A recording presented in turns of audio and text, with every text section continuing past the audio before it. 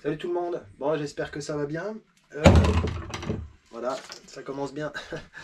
Alors aujourd'hui on parle valve à l'échappement.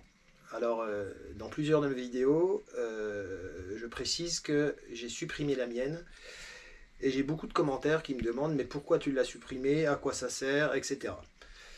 Alors déjà pour comprendre de quoi on parle, on va aller sur la moto et je vais vous montrer ce que j'ai supprimé. Enfin, en tout cas, où je l'ai supprimé. Donc ici, là, entre le catalyseur qui est juste là et le silencieux qui est ici, on a une valve qui s'ouvre et qui se ferme. C'est une sorte de clapet qui est commandé par un moteur qui, normalement, lorsque tout est en place, un moteur qui est ici. Donc voici le moteur dont je viens vous parler. De ce moteur sortent deux câbles, 1 et 2. Ils sortent donc par ici, là où j'avais mis des vis, puisque au début je l'avais neutralisé, mais je ne l'avais pas supprimé, donc j'avais bouché les trous des câbles par des vis. Et à l'autre extrémité des câbles, on a un palonnier. Voilà, donc nos deux câbles arrivent ici, à la place des vis, là, et ils viennent se prendre sur le palonnier qui est là. Ce palonnier commande ce petit volet, voilà, qui vient se fermer. Et là, vous voyez qu'il reste fermé, alors que normalement, la force du ressort qui est ici devrait l'ouvrir tout seul, ou qui vient s'ouvrir. Donc ce volet vient se fermer ou s'ouvrir. Alors pourquoi est-ce qu'il se ferme, pourquoi est-ce qu'il s'ouvre? Alors le mieux, c'est que je vous montre une petite vidéo en fonctionnement pour que vous puissiez comprendre à quoi sert cette valve. Donc là, moteur arrêté, la valve est ouverte. Dès que le moteur démarre, elle se ferme. Et elle reste fermée tant que le moteur est au ralenti.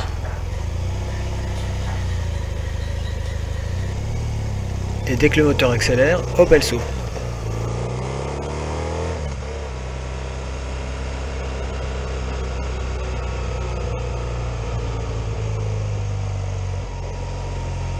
Le régime moteur diminue ainsi que la vitesse, la valve se ferme. Et dès que le moteur accélère, la valve s'ouvre à nouveau.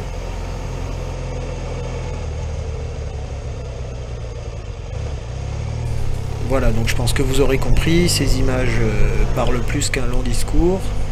Voilà, le moteur ralentit, s'arrête, la valve se ferme à nouveau.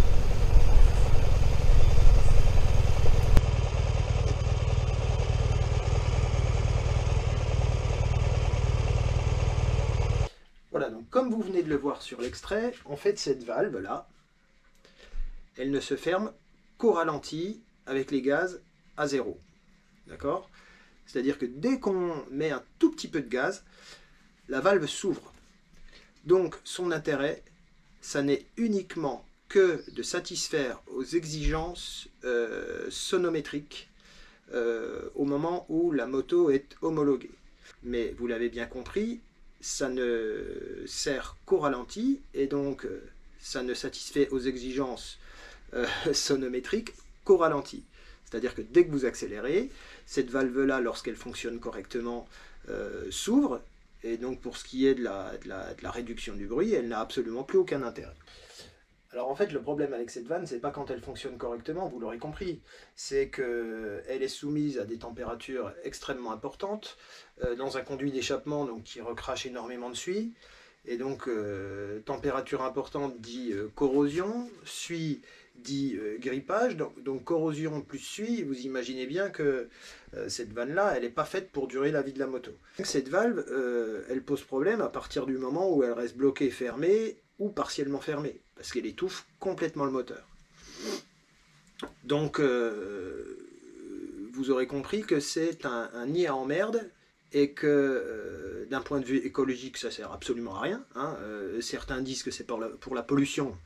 C'est complètement faux. Hein. Je ne vois pas comment une valve comme ça peut